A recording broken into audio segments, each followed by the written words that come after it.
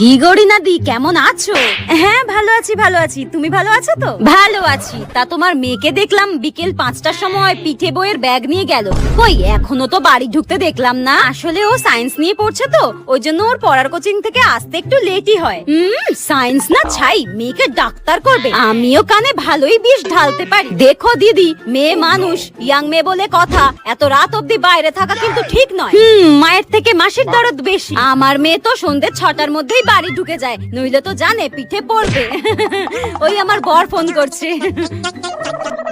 Hello, আমি একটু রিনাদির বাড়িতে এসেছি একটু গল্প করতে। মেয়ে ফোন করে বললো রাত 12টা বাজবে বাড়ি ফিরতে। রাখো রাখো, আমি বাড়ি গিয়ে কথা বলছি। ওই মেয়ে বাড়ি চলে এসেছে, রাতের খাবার বাড়ার জন্য ফোন করেছে। আমি যাই। হ্যাঁ, একটু না নিজের চরকায় তেল দেওয়ার চেষ্টা করো। পাড়ার অন্য মেয়েরা কি করে বেড়াচ্ছে সিসিটিভি ক্যামেরার মতো না তাকিয়ে। আস্তে করে কেটে পড়ি বাবা।